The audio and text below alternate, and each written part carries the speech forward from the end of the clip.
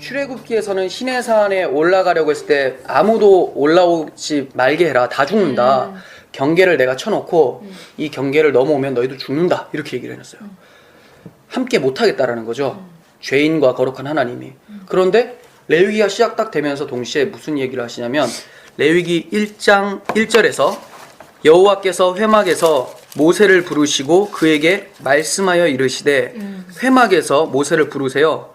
근데 아마 이 회막은 성막하고는 좀 다르다고 보여져요. 많은 신학자들도 그렇고 유도순 목사님께서는 이걸 같은 것으로 좀 보세요. 근데 이게 아무리 봐도 같은 것은 아니에요. 그러니까 어떨 때는 회막, 어떨 때는 성막 같이 쓰는 경우도 있지만 레위기에 나오는 회막은 좀 성막 바깥의 다른 지역으로 보여져요. 그런데 어쨌든 모세를 불렀어요. 그래서 하시는 말씀이 뒤에 보세요. 이스라엘 자손에게 말하여 이르라. 너희 중에 누구든지 여호와께 예물을 드리려거든 가축 중에서 소나 양으로 예물을 드릴지니라. 이렇게 나와요. 여호와께 예물을 드리려거든. 이 말씀을 제가 의역을 해봤어. 이게 이렇게 나오죠. 누구든지 여호와 앞으로 나오려거든 희생 제물이 필요하다. 이 얘기를 하는 거예요. 그 전에는 어떻게 됐냐면 시내산 경계 쳐놓고 못 나온다, 못 온다 이 얘기를 하고 있었어. 근데 레위기에 들어서는 내가 이제 너와 교제를 나누고 싶다. 근데 그러려면 뭐가 필요하다. 이걸 설명하는 거예요. 자, 그러면 출애굽기에서는 함께 할 수 없었는데 레위기를 통해서 이제 함께 하겠다. 근데 어떻게 함께 할 수 있는지 내가 말해줄게. 이게 레위기 시작이에요. 우리가 최우선적으로 생각해야 될 게 율법판을 받은 것과 동시에 성막도 받았다. 성막 식양도 받았다. 근데 성막 식양을 받으면서 이 성막이 무엇인지를 설명하는 것이 레위기의 의도예요. 그리고 성막 안에서 어떤 일이 일어나는지에 대해서 설명하겠다. 이게 레위기라는 거죠. 우리가 율법과 성막에 대해서 좀 알아봐야 되는데 이게 굉장히 중요해요. 이게 정말 성경 전반적으로 제일 중요한 건데 율법은 뭐고 성막은 뭐냐. 율법은 많이 들어봤잖아요. 그죠? 근데 성막은 별로 안 들어봤죠. 시내산에서 성막 받았다라는 거 들어보셨었어요? 안 들어봤죠? 한 번도 안 들어봤어요. 예. 저도 잘 몰랐었어요. 율법이 다인 줄 알았어요. 근데 율법만 받았다면 어떻게 됐을까? 다 죽죠, 우리. 율법만 줬을 땐 다 죽게 되는데 이제 너희들 죽지 않고 나하고 교제할 수 있도록 성막이라는 것을 통해서 내가 함께 하겠다. 이 얘기를 하는 거예요. 그러니까 하나님과 만나려면 성막에 가서 만났었어요.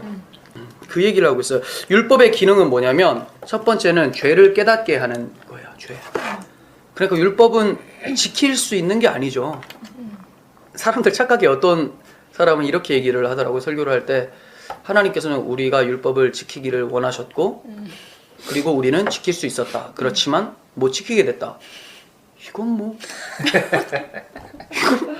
그럼 하나님이 우리가 못 지킬 걸 몰라셨다가 되면 일단 전지한 하나님이 아닌 게 되는 거고 우리가 지킬 수 있었다라고 하는데 그러면 이래요.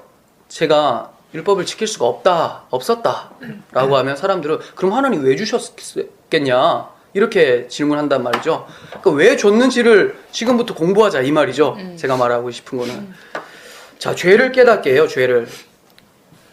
그리고 두 번째는 이거는 조금 부수적인 건데 죄 확산을 방지하는 역할을 하죠. 왜 그러냐면 이 율법대로 살지 못하면 돌로 쳐 죽여라 뭐 이런 얘기가 많이 나와요. 이걸 어겼을 때는.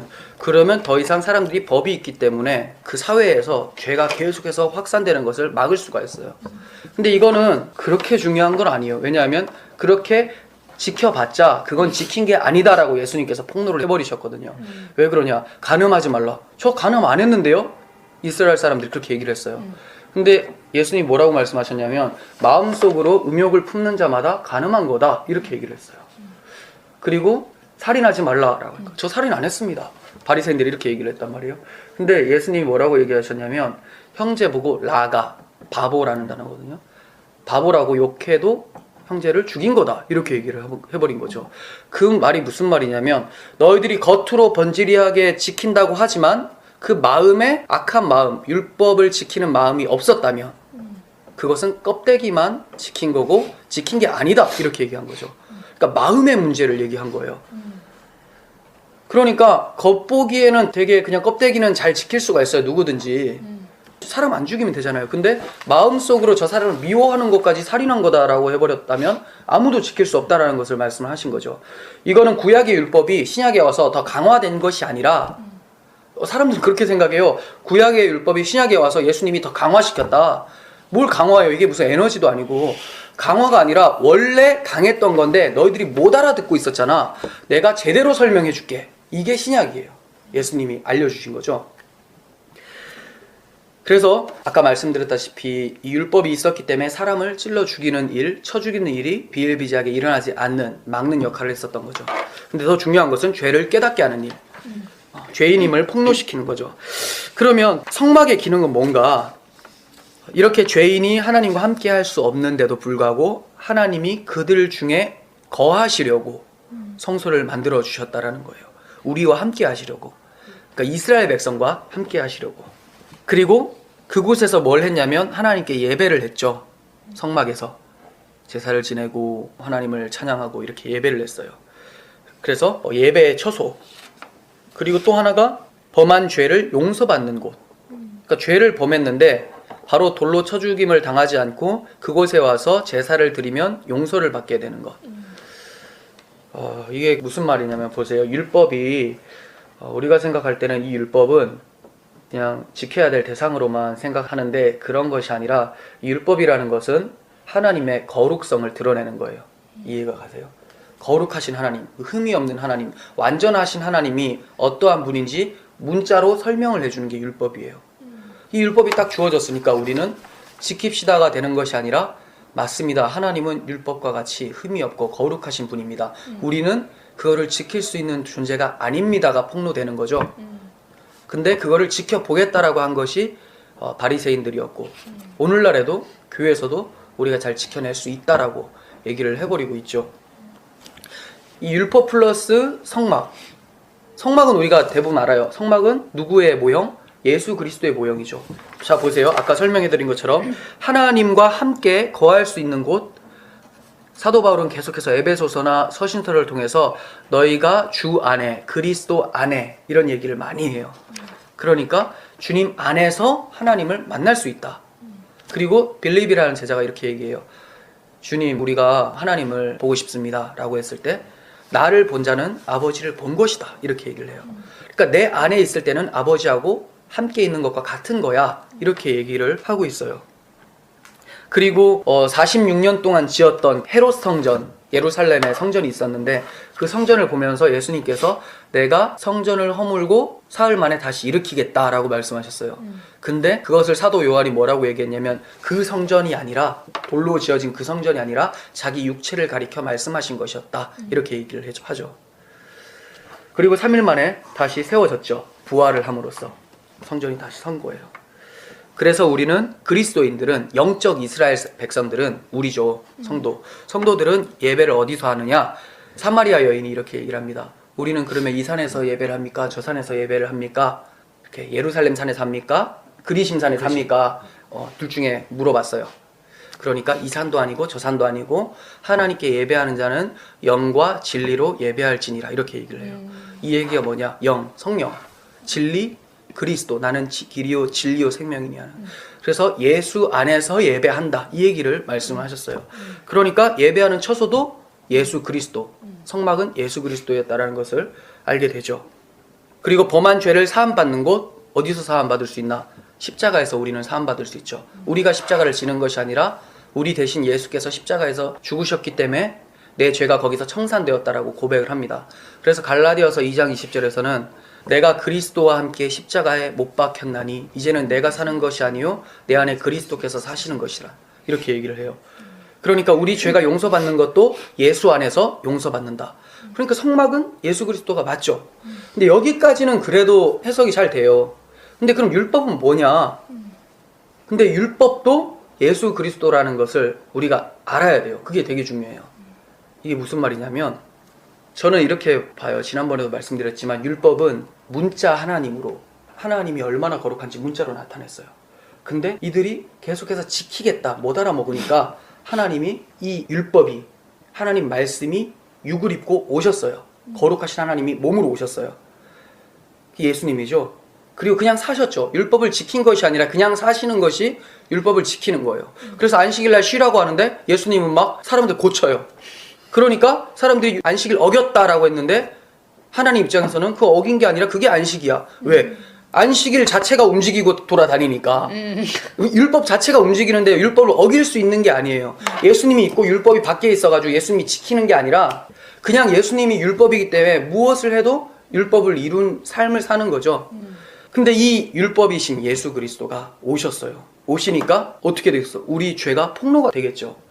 바리새인들은 자기가 율법을 잘 지키고 있다라고 생각을 했어요. 그런데 율법이 탁 오시니까 자기가 죄인이라는 게 막 드러나요.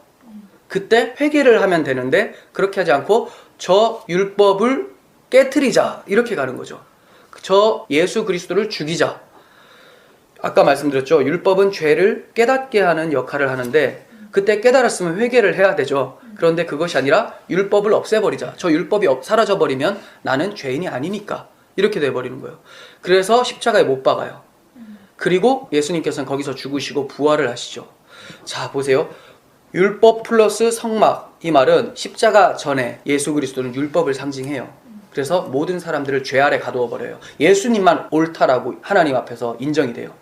그러니까 죄 없는 분이 우리 죄 때문에 깨어져 버리고 우리는 율법의 그 거룩한 의로움을 거저 그냥 받는 거예요. 이해가 가세요? 우리 대신 예수님이 죽으시고 예수님의 죄 없고 의로움을 우리가 받는 거죠. 체인지가 되는 거죠. 그렇게 돼서 우리를 구원하죠. 그래서 붙는 단어가 뭐냐면 그때 그리스도라는 단어가 생기는 거예요. 그리스도는 정죄의 역할이 아니라 구원자, 기름 부음을 받은 자, 메시아, 은혜를 상징하는 은혜. 근데 그 전에 예수 그리스도는 율법이기 때문에 우리의 죄가 드러나죠. 근데 그 율법이신 분이 우리를 안 죽이시고 당신이 그냥 죽어버리시는 거죠. 이해가 가시죠? 그래서 뒤에 이런 말이 나와요. 갈라디아서에 제가 이렇게 얘기를 하면 사람들은 또 어떤 사람들이 이렇게 딴지를 걸 수가 있어요. 봐라, 사도 바울이 뭐라고 했냐. 율법은 그리스도께로 인도하는 초등교사다. 그러니까 그리스도하고 율법 다르지 않냐. 예수께로 인도하는이 아니라 그리스도께로라고 했던 말은 뭐냐면 구원하는 곳으로 인도한다. 그러니까 앞에 율법은 거룩함, 하나님의 공의를 얘기한 거고 뒤에 그리스도는 히브리어로 얘기할 때 헤세드, 인자, 인애 여길 얘기했다라는 거죠. 이게 합쳐져서 예수 그리스도죠. 예, 요것을 잘 기억하고 있으면 뒤에가 좀 레위기가 쉬운 게 아니라 그 뒤에가 쉬워질 거예요. 레위기는 좀 어렵습니다. 자, 그러니까 이제 육신의 연약함으로 인해서 율법을 범하게 된 죄를 성막의 번제단에 와서 번제를 드림으로, 속죄제를 드림으로 우리 죄가 사해진다라는 것을 레위기는 얘기를 하고 있어요.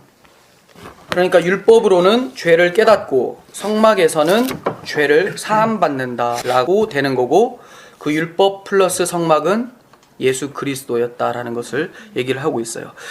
주님께서 이렇게 말씀하셨어요. 인자가 온 것은 섬김을 받으려 함이 아니라 도리어 섬기려 하고 자기 목숨을 많은 사람의 대속물로 주려 함이니라 라고 하면서 대속물 이렇게 얘기를 하셨는데 이게 바로 레위기에 나오는 단어거든요. 그러니까 성막도 예수 그리스도인데 성막 안에서 하나님을 만나잖아요. 근데 하나님을 만날 수 있는 방법도 예수 그리스도라는 거예요. 이게 무슨 말이냐면 예수님을 믿음으로 하나님과 만나게 되잖아요. 근데 예수님은 성막인데 그러면 그 성막 안에서 하나님 만나려면 해야 되는 게 제사죠. 제사. 그 제사가 뭐냐? 바로 믿음이라는 거예요. 믿음. 아, 이해가 가시려나? 이게 레위기가 조금 어려워서 걱정이 되네요. 예수님은 하나님과 만날 수 있는 장소예요. 근데 예수님을 어떻게 할 때 하나님을 만날 수 있냐? 예수님을 믿을 때 하나님을 만날 수 있잖아요. 그런 것처럼 성막이신 예수 그리스도 안에서 하나님을 만날 수 있는데 그러려면 필요한 게 뭐냐면 제사예요. 그래서 어떤 흠없는 제물이 하나님 앞에 번제로 드려지고 그들이 하나님을 만날 수 있고 하나님께 나아갈 수 있게 되었다를 설명하는 거예요. 그 제사를 드리면서 어떻게 하느냐? 아, 하나님이 양을 잡아 드시는 분이시구나. 이게 아니라 이 하나님은 내 죄를 어떠한 제물을 바침으로써 이 제물에게 내 죄가 옮겨가고 그리고 이 흠없는 제물이잖아요. 이 흠없는 모습을 나에게 허락해 주시는구나. 그러니까 내가 흠이 없는 게 아니라 나는 죄인인데 하나님이 흠없는 양이라고 하면 흠없는 그 모습을 내 것이라고 해주고 나의 더러움을 이 양에게 부어가지고 양을 죽이는 거예요. 이해가 가시죠? 그래서 하나님께 나아갈 수 있게 된 것이다. 이렇게 얘기를 해요. 그런데 요한복음에서는 세례 요한이 뭐라고 하느냐? 예수 그리스도를 보고 보라, 세상 죄를 지고 가는 하나님의 어린 양이로다. 이렇게 얘기를 해요. 그러니까 그 제물은 예수 그리스도였다. 이 얘기를 하고 있는 거죠. 우리가 레위기를 잘 공부해야지만 십자가의 복음이 무엇인지를 알게 되고, 또 하나님께서 진짜 기쁘게 받으시는 예배가 뭔지, 하나님이 받으시는 예배, 자기가 생각하는 예배가 아니라 하나님이 받으시는 예배가 뭔지, 그리고 내가 거룩하니 너희도 거룩하라 라고 한 성별의 삶, 거룩한 삶이 무엇인지를 배울 수가 있게 돼요. 그러니까 레위기가 정말 중요하죠. 왜 그러냐면, 왜 바른 예배가 중요하냐면, 레위기를 통해서 복음이 뭔지 예배가 뭔지를 알게 되는데, 우리는 내 생각대로 예배를 하면 하나님이 받으실 거야, 하나님이 복 주실 거야, 이렇게 생각해서 예배를 많이 드립니다. 그리고 이렇게 많이 새벽에 일어나서 하면 하늘도 감동해서 나에게 일이 잘 풀리게 해줄 거야, 이렇게 생각을 하는데, 레위기는 많이 가야 돼. 예, 레위기는 그 모든 생각들을 막 다 밟아버리죠. 그런 것이 아니라 내가 지시한 대로 할 때, 그 지시가 뭐냐? 아까 말씀드렸다시피 성막에서 제사를 드림으로 예배하는 것, 바로 하나님께 나아오는 자는 영과 진리로 예수 그리스도를 믿는 믿음으로 예배를 드리는 것이다. 그러니까 믿지 않는 자가 아무리 헌금하라고 돈을 많이 줘도 교회는 그걸 잘 쓰겠지만 하나님은 안 받죠. 헌금은 신앙 고백인데, 근데 신앙이 없으니까. 네, 그런 거랑 마찬가지예요. 그래서 레위기를 잘 해석을 해야 되는데, 레위기의 해석의 열쇠는 물론 66권 전체겠지만 그 중에서 가장 쉽게 조언을 얻을 수 있는 곳이 히브리서예요. 히브리서. 그러니까 신약의 레위기로 보셔도 괜찮을 정도로 많이 나와 있어요. 히브리서에서는 이러한 제사, 레위기에 나온 제사하고 성막 이런 것들을 뭐라고 얘기하냐면, 히브리서 8장 5절에서 모형과 그림자였다. 모형과 그림자. 그럼 실체가 있다라는 거죠. 그리고 비유였다, 이렇게 얘기를 하는데, 개역할 때까지 맡겨둔 것이다, 이렇게 얘기를 합니다. 그 말은 이제 실체가 와서 완전히 갈아엎고 새로 설명할 때까지 그냥 모형과 그림자로 설명한 거였어. 그러니까 개역이 되어버렸으면 더 이상 제사 지낼 필요가 없겠죠. 성막 이제 갈 필요가 없겠죠. 그러니까 지금 이스라엘에서 백투 예루살렘 하면서 거기 가서 성지를 다시 탈환하자, 이슬람 사원이 서 있는데 예루살렘 궁전을 다시 성전을 만들어야 돼, 이거는 다 지금 히브리서를 모르는 거고 레위기를 모르는 거예요. 우리는 이제 그런 성전이 필요 없고 우리의 성전이신 예수 그리스도 안에서 예배하는 자고, 그리고 그리스도가 우리의 머리가 됐고 우리는 그의 지체, 몸과 팔, 다리가 되었기 때문에 성경에서 사도 바울은 너희도 성전이다, 예수가 성전이기 때문에 너희도 성전이다, 너희가 성령이 거하는 처소인지를 알지 못하느냐, 이렇게 얘기를 합니다. 주님과 우리가 하나가 됐어요. 그러니까 우린 걸어다니는 성전이에요. 이 건물이 아니라, 이 건물은 성전들을 모아놓는 그냥 장소. 우리가 진짜 성전인 거죠. 성지순례? 아니죠. 성지순례는 이제 서로를 알아가면 성지순례죠. 예, 성전이신 그분을 알아가고 예수 그리스도를 나누면 그게 성지순례고, 예, 그냥 기독교 유적지 탐방 이렇게 보는 게 예, 좋죠. 이스라엘 유적지 탐방으로 보시는 게. 그리고 자, 레위기의 구조인데, 이제 레위기를 좀 본격적으로 들어가게 되는데, 구조예요, 구조. 전반부하고 후반부로 나눠지는데 1장에서 17장까지가 전반부예요. 그리고 18장부터 27장까지는 후반부인데, 전반부에는 무슨 내용이 있냐면, 하나님 앞에서 추방당한 아담의 후예들이, 그죠, 에덴 동산에서 추방당했죠. 그 후예들이 어떻게 하나님 앞으로 다시 돌아가서 하나님과 교제할 수 있는가, 네, 그것에 대해서 설명한 거죠. 그러니까 아까 말씀드렸다시피 제사 이런 것들이 많이 나오겠죠. 예. 그리고 후반부에는 하나님과 교제를 계속 지속적으로 하며 동행하는 삶이 어떤 것인지, 어떻게 해야 그렇게 가능한 것인지, 성화의 삶에 대해서 설명하는 부분이 나와요. 그래서 우리가 전반부를 살펴보면, 지성소에 이르는 길, 지성소, 성막 본 적 있으세요? 성막이 제가 그림을, 미대를 나왔지만 그림을 잘 못 그려요. 근데 이렇게 직사각형에, 전 동서남북 중에 동서를 굉장히 강조를 합니다. 자, 설명해 드릴게요. 여기가 문이에요. 성막에 들어온 문. 이 전체가 성막이에요. 여기 요만하게 이걸 성소라고 해요. 성소. 여기는 지성소. 자, 성소는 거룩한 처소, 거룩한 곳. 지성소는 지극히 거룩한 곳. 네, 이렇게 해야 돼요. 여기는 번제단, 제사하는데, 태우는데, 여기는 물두멍.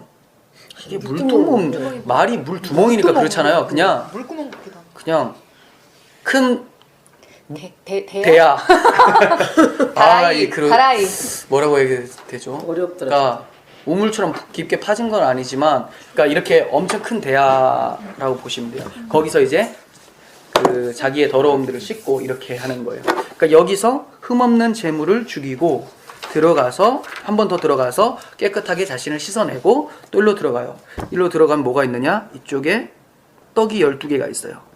떡상. 예. 진설병이라고 하는데 진설된 그 떡, 과자. 진설된 떡이 뭐죠? 진설병. 아니 누룩. 뜻이 누룩 없는 떡.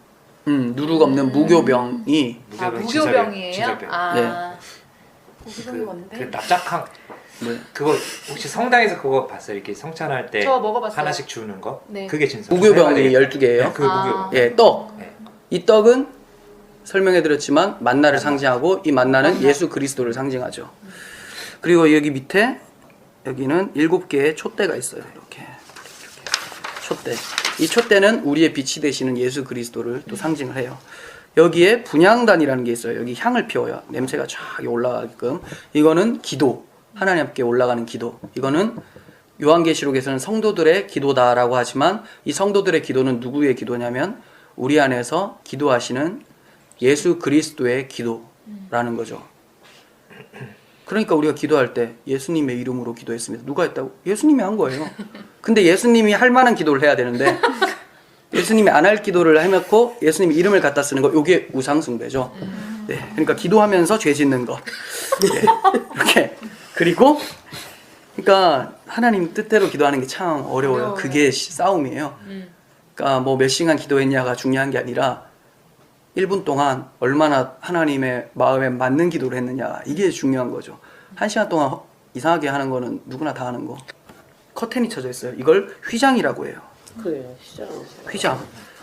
그리고 여기에는 지성소에는 뭐가 들어있냐면 이렇게 제가 평면으로 보여드리면 이게 앞에서 본 거예요. 이게 언약궤라고 해요. 언약궤. 근데 여기에 이제 이렇게 천사 이렇게 죄송합니다. 못 그리겠네요. 이렇게 천사들이 이게 이렇게 생겼어요. 원래 이상하게 생겼어요. 이게 날개예요. 천사 날개. 이게 머리. 이해해 주세요. 아 천사가 아예 이렇게 두 마리가 이렇게 두 마리? 얼굴 두 분? 뭐라고 해야 되죠? 그러니까 그 천사들이 이렇게 지키고 있는 거죠. 그때 말씀드렸어요. 네. 에덴 동편에 그룹들이 그룹들이. 불칼을 들고 들어오면 죽인다라고 했었던 것처럼 이제 죄인들은 죽는다.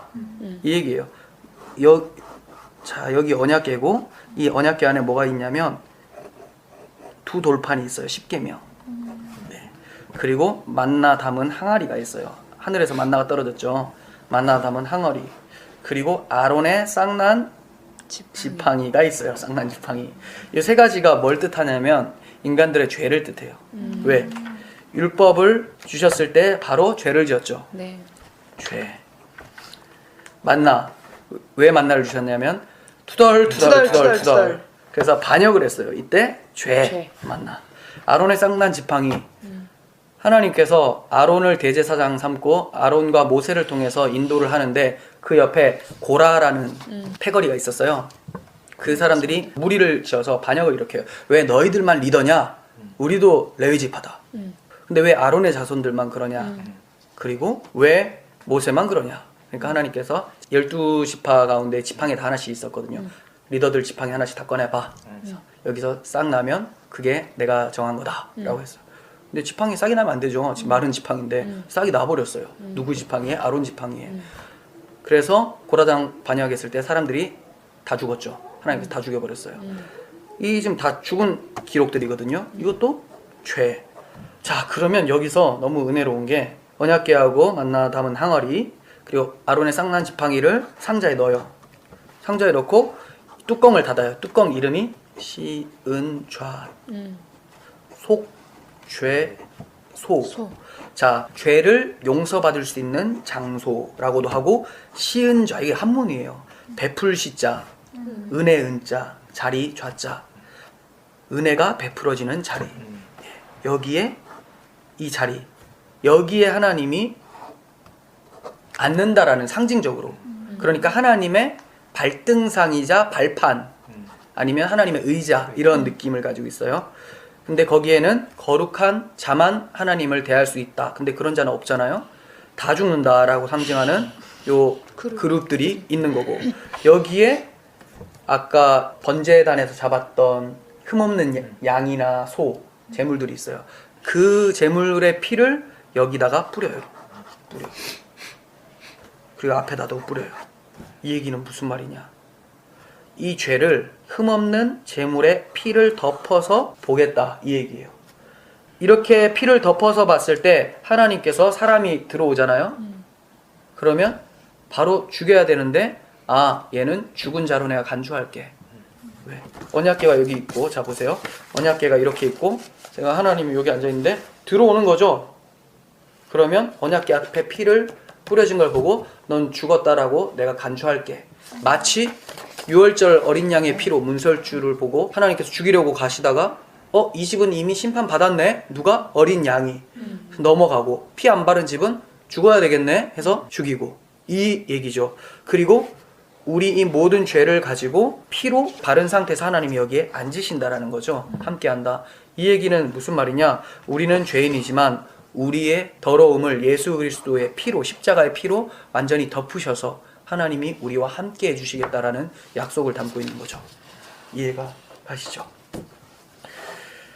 네, 여기까지가 성막의 모습이었어요. 그러면 자, 휘장으로 지성소에 이르는 길이 휘장으로 막혀 있었어요. 왜 막혀 있었느냐? 하나님과 관계가 단절된 죄인이 하나님께 나아갈 수 있는 방법은 대속제물과 그걸 드리는, 그러니까 제가 죄를 지었다고 해서 제가 바로 휘장을 열고 들어갈 수가 없어요. 대제사장이, 제사장 중에 최고 두목이죠. 아론의 자손들만, 아론과 아론의 자손들 중에 한 사람이 대제사장인데 그 사람만 가지고 들어가서 피를 뿌리고 이제 하나님과 만날 수 있는 여건이 생겨요. 근데 거기에 뭐가 있냐? 휘장이 있죠. 이걸 젖히고 들어가야 돼요. 근데 휘장을 젖히고 들어가면 죽죠.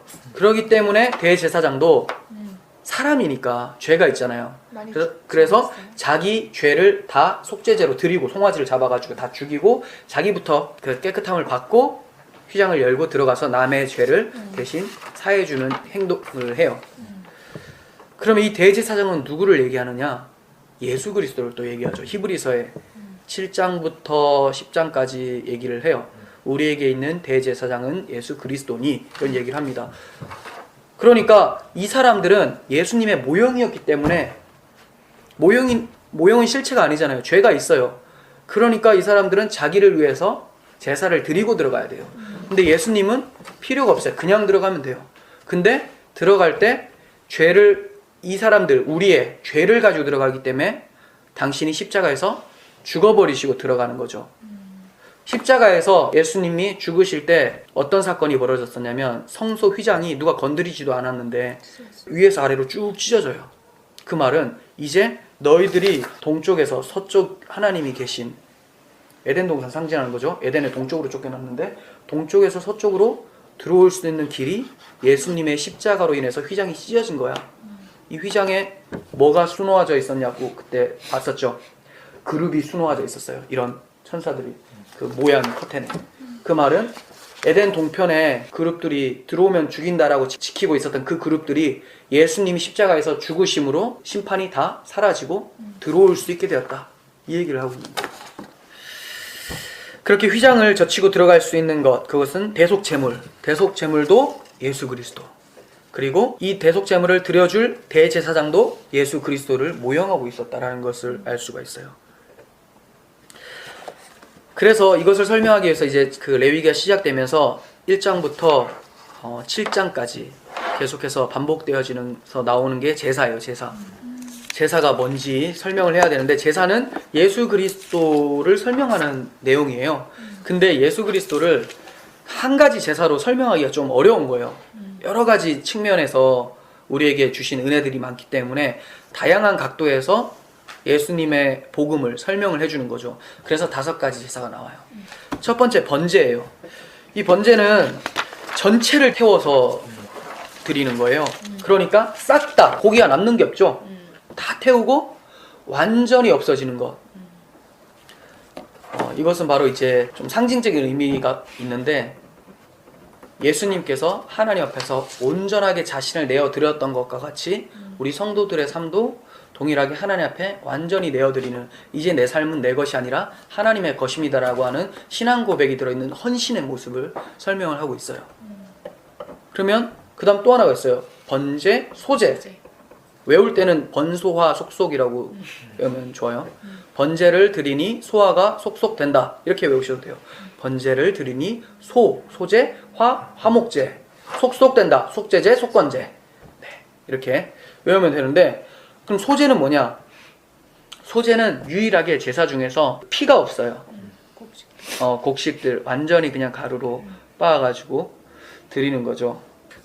예수 그리스도의 순결한 생애를 얘기를 하는 건데, 여기에서는 저게 필요가 없죠. 죄를 용서받거나 이런 부분이 아니라 삶을 얘기하는 거기 때문에 더 이상 피나 희생을 얘기하는 것이 아니기 때문에 이렇게 본다라고 많은 신학자들이나 성경 주석가들이 이렇게 얘기를 해요. 근데 이것을 제가 이제 제사를 하면서 좀 생각이 되는 거는, 전체적으로 그리스도를 상징하는 건 맞는데 이거를 구체적으로 계속 접근해 들어가면 완전히 구체적으로 이게 뭐다라고는 설명이 잘 안 돼 있어요. 그래서 굉장히 좀 비약이 될 수도 있고 근거가 약한 부분이 있기 때문에 더 이상 좀 찾아보는 것도 어려울 수도 있을 것 같아요. 그래서 이거는 그냥 하나님 앞에 드려지는 그리스도의 생애와 같이 우리의 생애로 보는 것이 좋을 것 같고요. 그리고 그거는 이제 나중에 강해를 할 때 좀 더 깊게 봤으면 좋겠어요. 그리고 두 번째는 화목제예요. 화목제. 화목제는 뭐냐면 이것을 하나님 앞에 제물을 태워 드릴 때 일부만 태워줘요. 그리고 일부는 남잖아요. 그 남은 것을 이 죄인과 제사장이 함께 나누어 먹어요.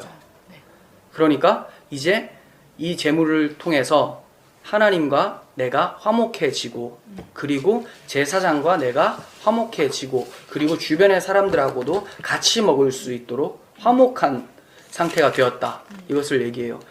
화목 제물을 통해서 하나님과 화평케 되고, 하나님과 화평케 된 자들은 이웃과도 화평하게 되는 역사를 말하고 있는 거죠. 근데 이게 신약으로 돌아왔을 때는 어떻게 되느냐? 예수님이 화목 제물을 드려졌잖아요. 이 나중에 나오는데 뭐가 나오냐면, 예수님이 그러면 화목제로 드려졌을 때 하나님과 우리의 관계가 화평하게 돼요. 근데 그리고 나서 예수님이 승천하시면서 우리에게 보내주신 성령이 있어요. 성령의 오심으로 이제 유대인으로만 국한되어 있었던 하나님의 백성이 전 세계적으로 인종과 상관없이 쫙 퍼지게 되면서 하나를 형성하게 돼요. 그리스도 안에서 한 몸이 되는 거죠. 사도 바울이 이런 표현을 해요. 한 새 사람이 되었다. 한 사람인데 새로운 사람으로 되었다. 이제 더 이상 뭐 너는 유대인이고 나는 이방인이니까 뭐 서로 벽을 짓고 서로 원수, 그것이 아니라 이제 화평케 되는 그렇게 된 것을 얘기를 하고 있습니다.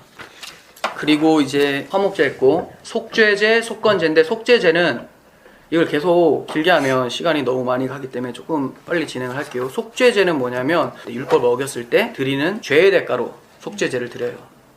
그래서 내 죄가 여기서 사해진다, 이런 뜻을 가지고 있고, 속건제는 뭐냐면 여호와의 성물, 하나님에게 드려진 것, 그 물건들 있잖아요. 이런 것들에 죄를 범하거나, 이렇게 죄를 범했을 때 여기에 이제 그거에 5분의 1을 더 얹어서 값을 치러주는 거예요. 그렇게 할 때는 또 반드시 드려져야 되는 게 하나 있는 게, 속죄제도 같이 드려져야 되겠죠. 물건에 대해서 보상을 하면서 자기가 죄를 지었으니까 속죄제도 드려지고, 이렇게 이런 것들이 이제 예수 그리스도의 사역들에 대해서 좀 설명을 한 거고, 이제 좀 더 나아가면 이제 16장에 핵심장인데, 이게 대속죄일이라는 것이 나와요. 16장. 대속죄일은 뭐냐면 1년에 한 번 드려져요. 한 번. 대제사장이라고 해도 이날만 지성소에 들어가는 것이 허용이 돼요. 다른 날에 대제사장이 들어가면 죽어요. 죽죠. 대속죄일에만. 그것도 그에게 자격이 있어서가 아니라 예수 그리스도를 예표하기 때문에 들어가는 거죠. 그 예수님이 이렇게 십자가로 인해서 하나님과 너희들을 화평케 하는 것처럼 구약 시대는 그 대제사장을 통해서 예수님이 하신 그 사역을 설명을 하기 위해서 그가 들어가는 거지, 그가 죄가 없어서 들어갈 수 있는 건 아니에요. 대제사장이 대속죄일에는 속죄 제물로 2마리를 준비해요. 순염소 2마리. 그 중에 하나는 모든 백성의 죄를 용서받기 위해서 제단에 올려가지고 태워요. 네. 그런데 또 한 마리가 중요해요. 하나는 하나님 앞에 지금 죄를 용서하기 위해서 태우잖아요. 근데 또 한 마리는 뭐냐면 광야로 보내버려요. 그거를 아사셀의 염소라고 해요. 아사셀. 근데 아사셀이라는 단어는 이제 여러 가지 견해가 있는데, 보냄을 받은 염소, 떠나 보내는 염소라는 단어, 2개의 단어가 합성어로 된 것이다 라고 보는 입장이 있고, 이게 저도 이렇게 봐요. 이게 성경적으로 가장 타당해요. 그리고 어떤 사람들은 뭐 이게 그 어떤 지명을 얘기한다, 또 높은 곳까지 가서 염소를 떨어뜨렸었는데 더 이상 접근하기 어려운 지역까지 가서 염소를 놓아두라, 이렇게 얘기를 하거든요. 그래서 어떤 높은 언덕 같은 게 아니냐 이렇게 생각하는데, 그거는 타당하지 않은 것 같고, 또 하나는 아사셀은 아까 하나님께 드리고 하나는 아사셀을 위해서 드려라 이렇게 나와요. 그러니까 무슨 인격체와 같이 생각을 하면서 이거는 마치 마귀나 악령한테 드리는 거 아니냐. 근데 이거 굉장히 비성경적인 거죠. 왜냐하면 우리가 죄를 범한 것은 죄의 값을 누구한테 갚아야 되냐면 마귀한테 갚는 게 아니에요. 하나님 앞에 죄를 범한 거죠. 그래서 하나님 앞에 갚는 거예요. 너무 감사한 거는 그 갚는 것을 우리가 갚는 것이 아니라 하나님이 자기 아들로 갚아요. 그러니까 하나님이 스스로 구해내겠다고 약속을 안 하셨으면 자기 아들을 죽이실 이유도 없는데, 내가 너희를 반드시 구원해 주겠다라고 해놓고 자기 아들을 죽여서 우리 죄를 갚아버리는 거죠. 그러니까 아사셀은 무슨 마귀 그런 것도 아니고 어떤 지역도 아니고 그냥 떠나보내는 염소, 우리 죄를 위해서 떠나보내는 염소, 이렇게 보시면 맞죠. 그래서 세례 요한도 이렇게 얘기를 하잖아요. 보라, 세상 죄를 지고 가는 하나님의 어린 양이다. 세상의 죄를 지고 광야로 가요. 그럼 광야로 가면 어떻게 되냐? 들짐승이나 이런 것들에게 먹혀 죽죠. 근데 마가복음이었나요? 1장에 보면 예수님이 광야에서 들짐승과 함께 거했다, 이렇게 또 나와요. 그 말은 예수님이 그 어린 양으로서, 아사셀의 염소로서 그렇게 먹잇감으로 이 세상에 오셨다, 이것을 얘기하는 거죠. 그리고 이제 사람들이 더 이상 접근하기 어려운 데까지 가서 그 염소를 놓아줘라, 이 얘기는 뭐냐면 사람들의 어떠한 힘이나 이런 것이 전혀 미치지 않고 오직 그 양 혼자, 그 염소 혼자 감당하겠다라는 것, 그것을 얘기하고 있어요. 이것은 시편 기자도 이렇게 얘기를 해요. 시편 103편 12절에서 동이 서에서 먼 것과 같이 우리의 죄가를 우리에게서 멀리 옮기셨으며, 이렇게 나와요. 그러니까 아까 말씀드렸죠. 왜 동과 서냐? 에덴 동편으로 쫓겨났는데 하나님의 지성소 에덴은 서쪽에 있죠. 이런 것처럼 동이 서에서 먼 것처럼 우리 죄를 어디로? 동쪽 멀리 던져버리시고, 그러니까 그 아들을 동쪽으로 던져버리시고, 우리가 원래 동쪽으로 쫓겨났는데 우리는 서쪽으로 인도해 주신다라는 그 내용을 담고 있죠. 그러니까 그 순염소는 예수 그리스도의 모형으로서 우리 죄를 가지고 동쪽은 항상 저주 심판 쪽을 상징해요. 동쪽으로 내쳐지고 우리는 그 내쳐짐 때문에 하나님 앞에 들어오게 되잖아요. 대속죄일, 이때 우리의 죄가 다 청산받는다라는 그런 의미를 가지고 있어요. 그리고 이제 또 하나 볼 수 있는 것은 대제사장이 나옵니다. 아까 잠깐 설명했지만 대제사장도 예수 그리스도를 설명을 해요. 대제사장을 어떻게 설명하냐면 여기서 8장 12절에는 관유를, 기름이에요. 아론의 머리, 아론 대제사장이죠. 머리에 부어 발라 거룩하게 하라. 우리는 예수 그리스도를 그리스도 이렇게 얘기하는데, 그리스도라는 단어가 기름 부음을 받은 자, 이 뜻이에요.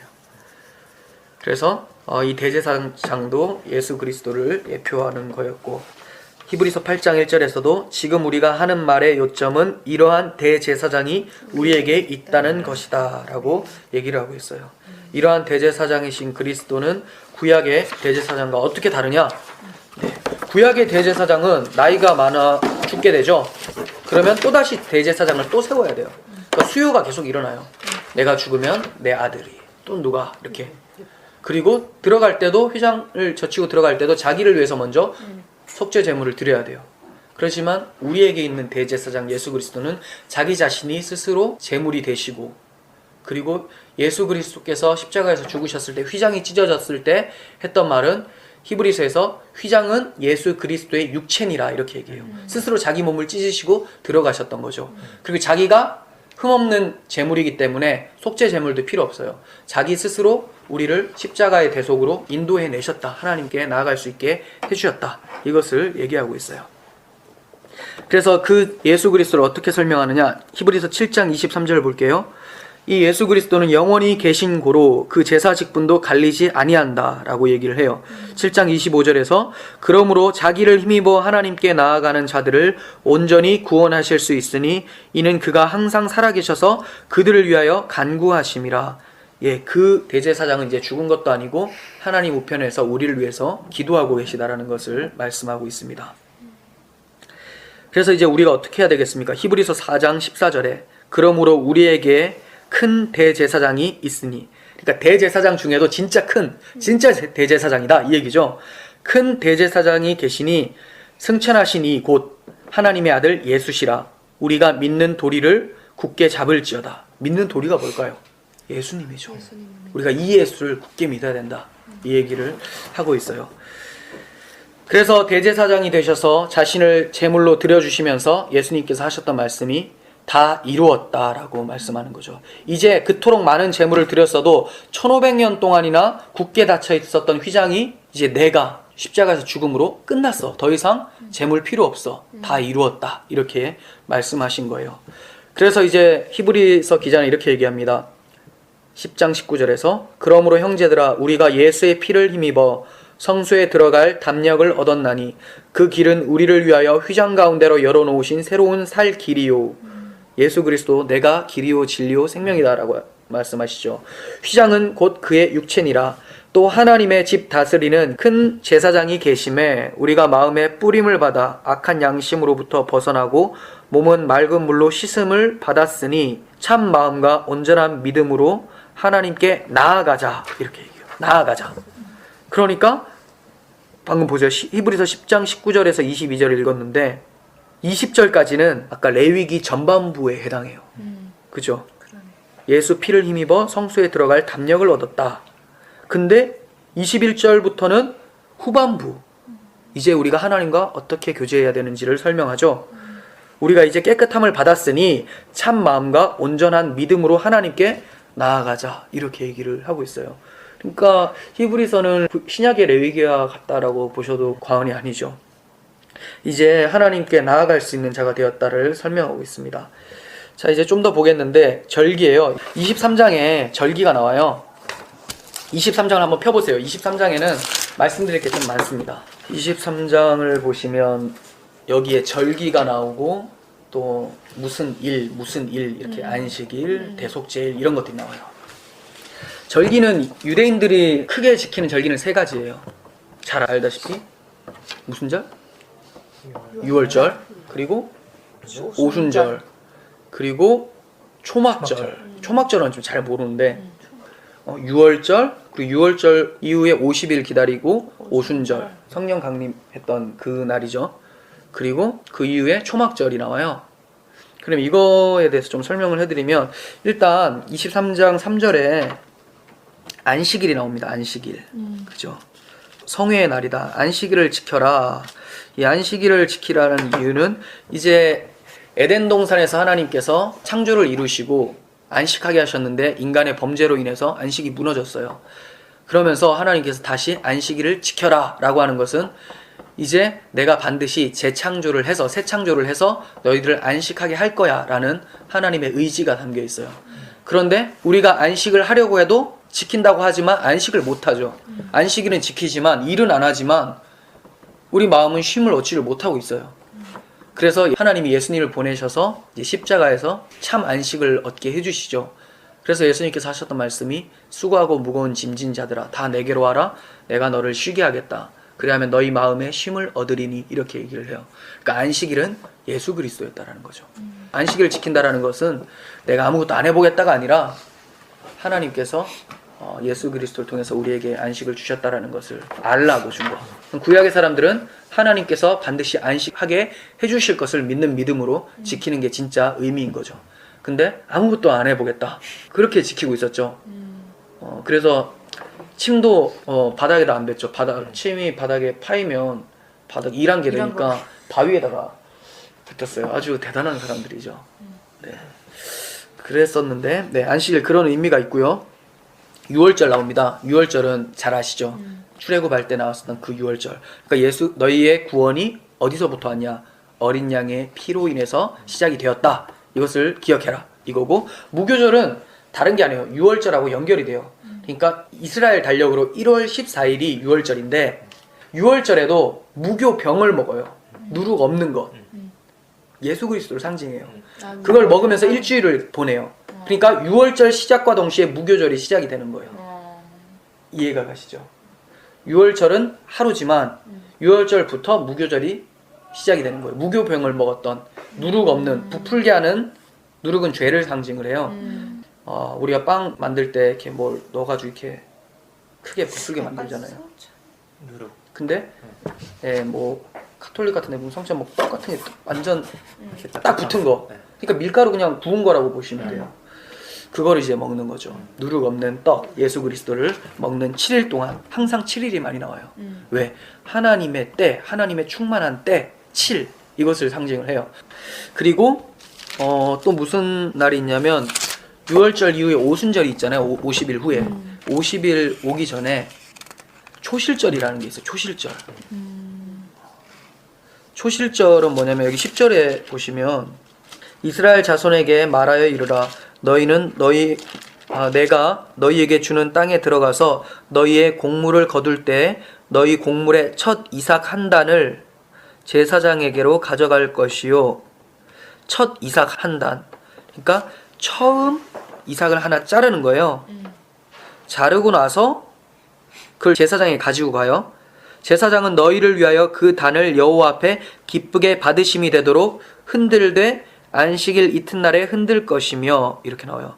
언제 흔드냐면 안식일 다음 날 이튿날이니까 안식 후 첫날이 되죠. 많이 들어봤죠. 안식 후 첫날. 그때 어떤 일이 벌어져요. 유월절이 안식일이었어요. 근데 예수님께서 십자가에서 유월절에 죽으시고 그 다음날 안식 후 첫날 새벽에 막달라 마리아가 무덤에 갔더니 예수님이 부활하셨네. 부활절이죠. 예. 그러니까 이 첫 이삭은 예수 그리스도를 상징하고 제사장에 가져갔어요. 이 안식일 이튿날 흔들 것이며 저는 이 흔들다가 뭐 그 정확한 뜻은 안 나오지만 이 흔든다가 깨운다라는 뜻과 상통된다고 보여요. 그래서 하나님이 잠자는 자들 가운데서 잠자는 자들의 첫 열매가 되었다라고 하잖아요. 그때 깨우셨다라는 거죠. 하나님이 죽은 자들 가운데 이렇게 세우셨다라는 거죠. 그래서 이 첫 이삭은 예수 그리스도를 상징하는데 안식 후 첫날에 깨어나는 것을 부활하는 것을 얘기를 하고 있고 계속 보겠습니다. 15절 안식일 이튿날 곧 너희가 요제가 흔들어 드리는 거예요. 곡식단을 가져온 날부터 세어서 7 안식일의 수요를 채우고 7 안식일 안식일이 7일이죠. 근데 7 안식일은 49일이죠. 보세요. 49일을 채우고 7 안식일 이튿날까지 합하여 다음날 50일까지 계수해서 새 소재를 여호와께 드리되 그러면 무슨 날? 50일 후에 오순절이죠. 예, 오순절에는 새 소재.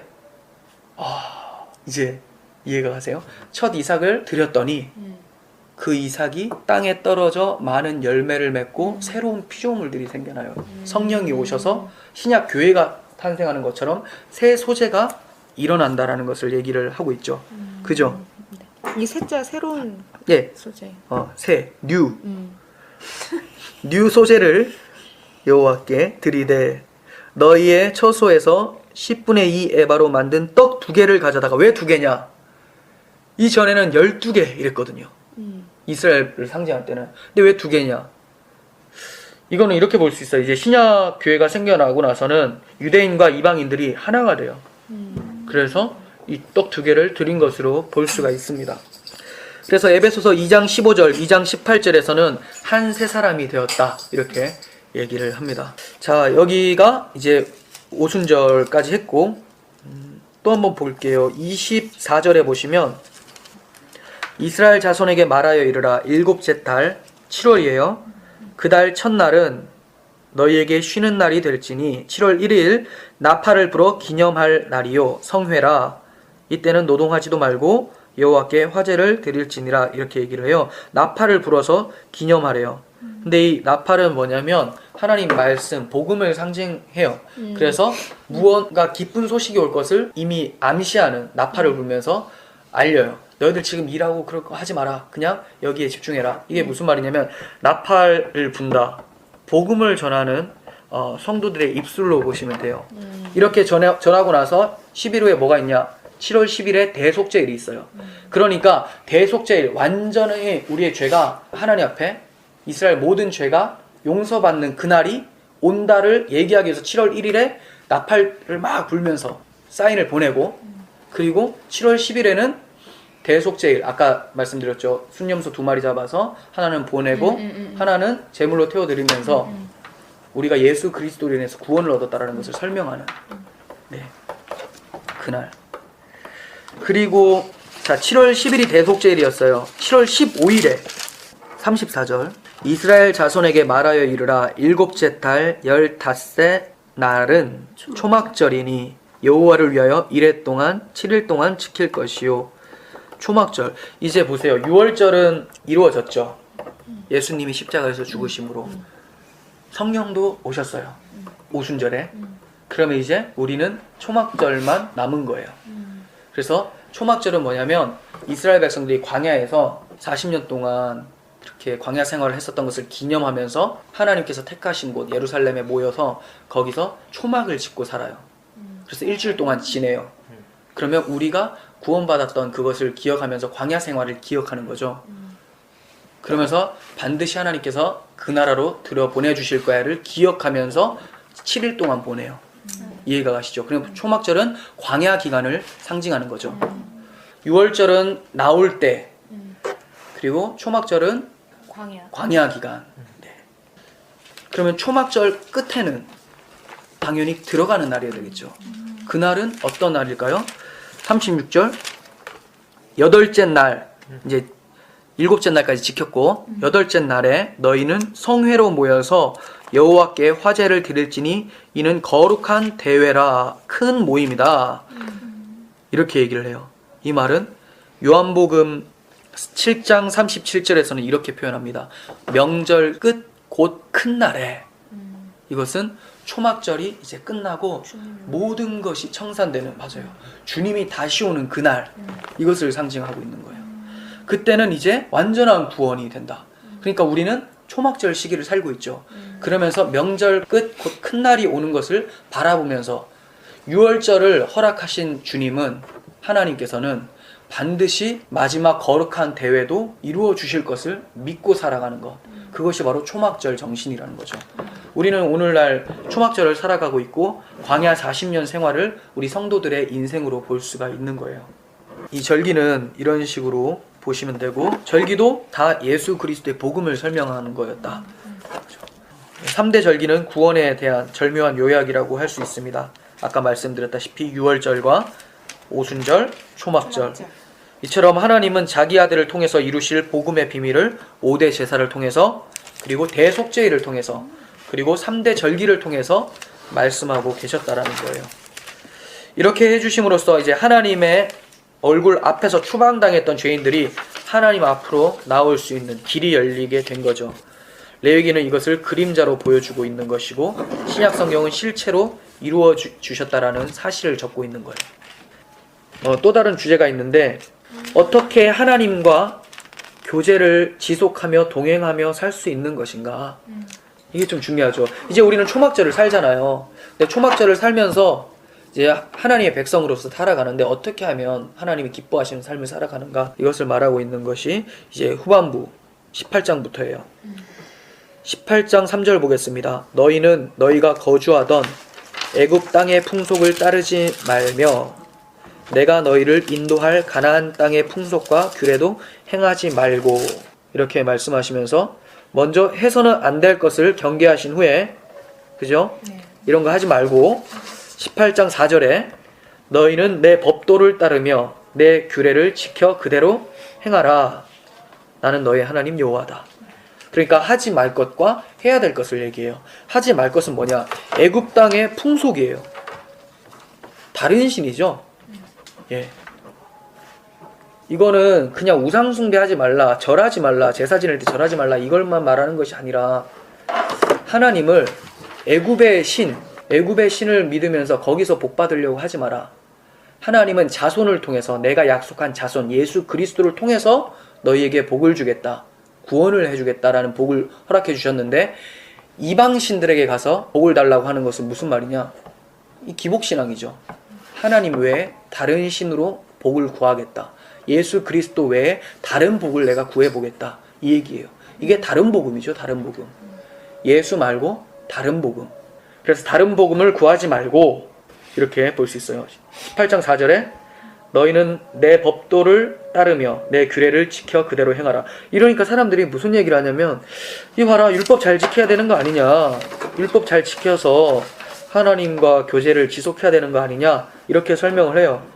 근데 여기서 말하는 법도는 율법을 말하는 걸 맞는데 우리가 정말 중요한 것은 그 레위기를 볼 때는 율법을 율법으로 보는 것이 아니라 복음으로 보는 눈이 필요해요.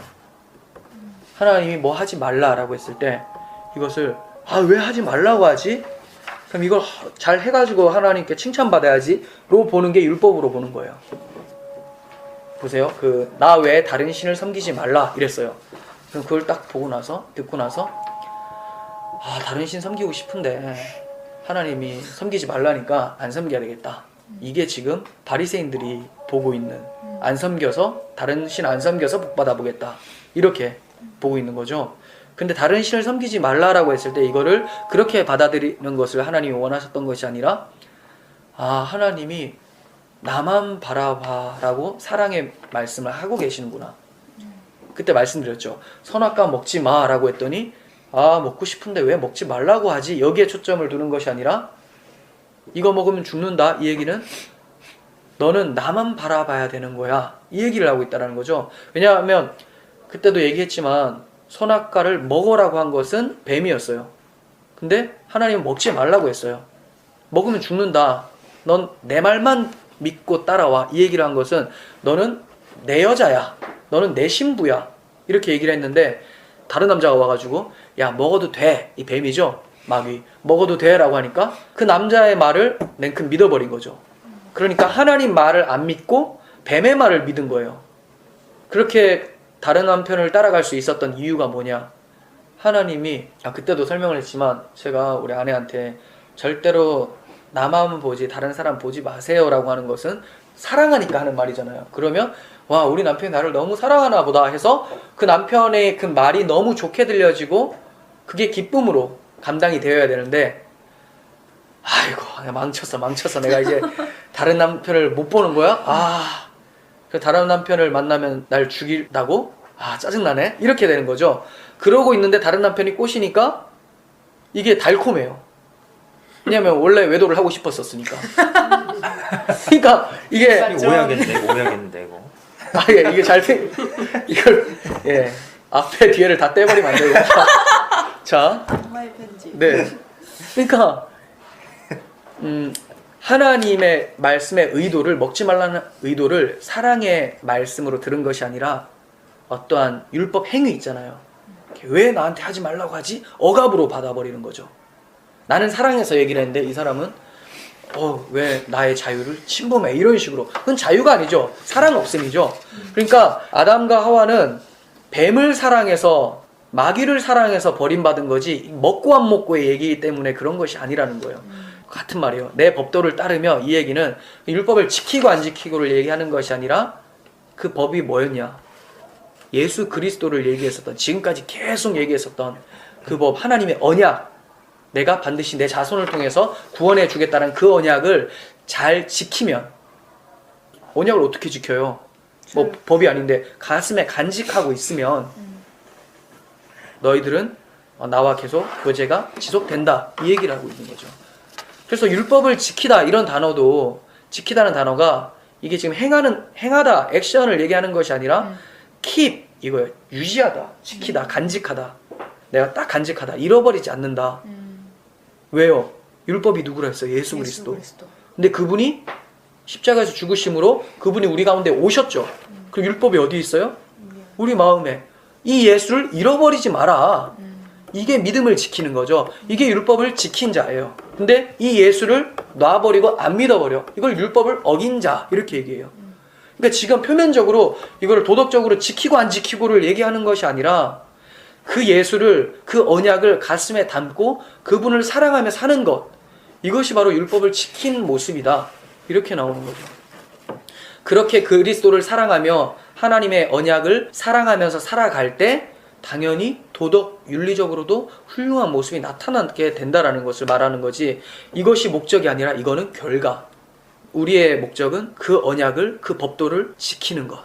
앞에 설명하기 전에는 법도를 지킨다라고 하니까 헷갈렸는데 이제 법도를 지킨다라는 말은 내 안에 그 언약, 그 복음, 예수 그리스도를 간직한다. 이것으로 볼 수가 있다라는 거예요. 이것을 이제 한마디로 요약한 것이 11장 45절에 나는 너희 하나님이 되려고 너희를 애굽 땅에서 인도하여 낸 여호와라. 내가 거룩하니 너희도 거룩할지어다. 우리가 어떻게 거룩해질 수 있어요? 율법을 지켜서? 아니요. 율법을 행해서? 그거 아니잖아요. 그 율법이 우리 가운데 들어올 때 거룩해질 수 있다는 거예요. 그 율법 넣어놨으니까 이제 잊지 마. 이 언약 절대 잊지 마. 이 얘기를 하고 싶으셨던 건데 계속해서 내가 그 율법을 지켜보겠습니다. 행해보겠습니다라고 해서 하나님이 답답했던 거죠. 그래서 그 아들을 보내셔서 이제 너희들 마음에 새 영을 넣어주고, 그 전에는 돌판에 기록했는데 돌판에 기록하면 답이 없어요. 돌판에 기록하면 내 마음밭이 아니기 때문에 지켜야 되는 거죠. 행해야 된다. 근데 이제 에스겔서 36장에서는 너희의 마음에 내가 마음판에 기록하겠다 이렇게 얘기해요. 너희 마음에 예수 그리스도를 넣어버리겠다 이 얘기를 하고 있는 거예요. 자, 레위기 이제 좀 읽고 마치면 될 것 같은데, 끝으로 레위기에서 우리가 명심하고 또 명심해야 될 말씀이 있는데, 나는 너희 하나님 여호와라 또는 여호와니라 이런 말씀이에요. 그러니까 50번이나 등장을 하는데 50번 이상. 하나님이라는 단어는 창조의 하나님, 전능의 하나님으로 많이 나와요. 근데 여기는 출애굽기에서도 제가 말씀을 드렸지만 여호와라는 단어가 많이 나와요. 이 말은 구원을 하셨을 때 나오는 말이에요. 구원자, 여호와, 야훼. 그러니까 창세기에는 엘로힘, 이게 하나님이거든요. 이 단어가 많이 나오는데 출애굽기와 레위기 같은 책이라고 했잖아요. 출애굽기 안에 레위기가 포함되어 있으니까. 그러니까 말씀을 잘 드려야 돼. 출애굽기 시내산에서 성막 양식하고 율법 받은 것을 설명하는 것이 레위기니까 내용이 출애굽기 안에 포함이 돼 있다. 그렇기 때문에 나오는 단어가 여호와라는 단어가 굉장히 많이 나온다는 거죠. 그 말은 제사 제도나 그리고 절기 그리고 대속죄, 이 모든 것이 하나님의 구원을 얘기하기 위해서 주어진 것. 뒤에 뭐 가늠한 자는 어떻게 하고 또 뭐 문신 새기지 말고 여러 가지 막 많이 나와요. 그 모든 것이 다 여호와라는 단어하고 결부가 돼요. 구원을 얘기하는 거예요. 우리가 다 살펴볼 수는 없겠지만 이것은 다 복음을 얘기하는 거지. 지금도 막 문신 새기지 말라니까 지금 그런 문신 타투 얘기하는 게 저도 옛날에 그 말인 줄 알고 타투 새기면 안 되는 줄 알았어요. 그 새기지 말라 이 얘기는 그 얘기를 하고자 하는 것이 아니에요. 예. 나중에 또 설명하도록 하겠습니다. 그리고 또 이렇게 얘기를 합니다. 나는 너희를 애굽 땅에서 인도하여 낸 내 하나님 여호와, 그 종된 것을 면케한 너희 하나님 여호와라. 이렇게 여호와께서 애굽에서 구원시켜 주셨음을 상기시키는 말도 한 7번 이상이나 등장합니다. 그리고 그때와 이제를 대조시켜서, 그 말이 뭐예요? 너희 애굽 땅에 종되었던 너희를 나는 인도해낸 하나님 여호와야. 이 얘기는 그때가 어디예요? 애굽 땅에 있었을 때. 그런데 이제는 인도해낸 상태죠. 구원의 상태. 그때와 이제를 대조시키면서 설명을 많이 해요. 이것을 신약성경에서도 사도 바울이 이렇게 얘기합니다. 에베소서 2장 11절. 그러므로 생각하라. 너희는 그때에 육체로는 이방인이요. 그리고 12절. 그때에 너희는 그리스도 밖에 있었고 이스라엘 나라 밖의 사람이라. 약속의 언약들에 대해서는 외인이요. 세상에서 소망이 없고 하나님도 없는 자이더니 이제는 전에 멀리 있던 너희가 그리스도 예수 안에서 그리스도의 피로 가까워졌다. 그때는 그랬는데 이제는 이렇다. 이렇게 설명하는 것처럼 그때는 애굽의 종이었는데 애굽은 영적으로 마귀의 세상을 얘기하죠. 우리가 세상에 살고 있지만 마귀가 통치하는 세상에 살고 있지만 이제는 구원받은 자로서 그거는 그때였죠. 그때 이야기. 예전에 예수 믿기 전에는 마귀의 노예로 살고 있었지만 이제는 우리가 하나님의 자녀로서 천국 시민권자다. 사도 바울은 이렇게 얘기해요. 우리 이 땅에서 마귀가 통치하는, 그러니까 하나님이 통치하지 않는다가 아니라 하나님이 마귀가 통치하도록 내버려 두신 거예요. 이게 왜 그러냐? 세상 사람들은 돈의 노예가 되어 있죠. 그리고 명예의 노예가 다 되어 있어요. 이 말은 마귀의 노예가 되어 있단 말은 곧 내 자신에게 노예가 되어 있단 말이에요. 내가 왕이라는 거죠. 저 돈이 있으면 내가 잘 살 것 같고 세상의 가치관에 물들어서 더 이상 이제 헤어나올 수도 없는 상태. 그 상태에 있지만 세상 사람들은 거기에 다 종으로서 살고 있지만 성도들은 그게 아니라는 거예요. 이제 너희들은 이 땅을 살고 있지만 초막절을 살고 있는 것이고 반드시 하나님이 오셔서 구원해낸다라는 그 약속을 가지고 있는 자들이다. 그러니까 우리가 헌금을 드릴 때도 세상 사람들이 생명으로 생각하고 있었고 신으로 생각하고 있었던 그 돈을 우리는 이것이 아니라 하나님이 주님이 내 생명입니다라고 드리는, 아깝지 않게 드릴 수 있게 된 자, 이것이 세상을 정복한 자들의 모습이라는 거예요. 세상에 노예된 자들은 그걸 어려워해요. 두려워해요. 이걸 내가 왜 줘? 이건 내 힘인데. 근데 기독교인들은 희한한 게 세상 사람들의 힘이라는 것을 그냥 툭 내어놓으면서 이것이 내 힘이 아니라 하나님이 나의 힘입니다. 이렇게 고백한다는 거죠. 그때 하나님은 돈을 받는 것이 아니라 그 신앙을 받아내신다는 거예요. 그래, 그 신앙이 무슨 말입니까? 예수 그리스도죠. 예수님이 내 고백입니다. 예수만 받아 가신다라는 거죠. 그러니까 뭐 더 많이 냈더니 더 많이 주신다라는 것은 그 사람은 돈을 드린 거죠. 예수를 드린 게 아니에요. 안 주셔도 상관없습니다. 왜냐하면 예수가 내 희망이니까요. 그래서 하나님이 보답으로 뭘 주시느냐? 예수를 드렸더니 마지막 날에 예수를 주세요. 그래서 그 상급이 예수예요. 돈이 안 오고. 돈을 드리면서 이 돈이 아니라 난 예수를 드립니다라고 했더니 다시 예수를 주시죠. 그게 상급이에요. 근데 돈을 드린 자는 마지막에 돈이 떨어질 것을 기대하고 있지만 돈은 안 떨어지고 예수만 턱 떨어지니까 하는 말이 나는 이 떡 말고 저 떡 주세요. 세상 사람이 좋아하는 그 떡. 예수님은 내가 바로 그 떡이야. 그 떡 말고. 이 얘기가 나오는 거예요. 이제 마무리하겠습니다. 5대 제사, 3대 절기, 대속제일 등은 하나님께서 자기 아들을 통해서 이루어 주실 하나님의 은혜, 복음을 말씀하신 거예요. 이것을 통해서 하나님께 나아가는 길이 열린 것입니다. 이제 우리가 참 마음과 온전한 믿음으로 하나님께 나아가는 것이 우리 믿음이고, 참 마음과 온전한 믿음은 예수 그리스도를 믿는 마음, 믿음을 설명을 합니다. 내가 거룩하니 너희도 거룩할지어다라고 한 성별의 삶, 그것은 바로 내 안에 그 예수를 잘 간직하고 그분을 사랑하며 사는 것, 그것이 바로 성별의 삶임을 우리는 배울 수가 있게 됩니다. 레위기를 통해서 우리에게 복음을 허락하신 하나님께 감사드리면서 기도하기를 원합니다. 기도하겠습니다. 하나님 아버지, 우리가 좀 긴 시간 동안 레위기를 살펴봤습니다. 많이 어렵고 낯선 책이었지만 이렇게 하나님께서는 곳곳에 예수 그리스도의 복음을 설명하기 위해서, 우리를 향한 하나님의 사랑을 설명하기 위해서 세세하게 기록해 놓으셨다는 것을 발견합니다.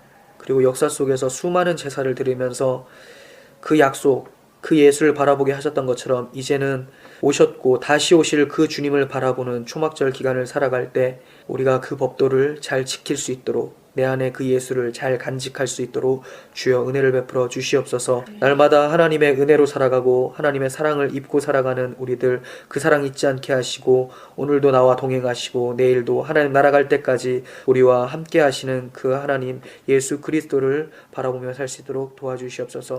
예수님의 이름으로 기도드립니다. 아멘.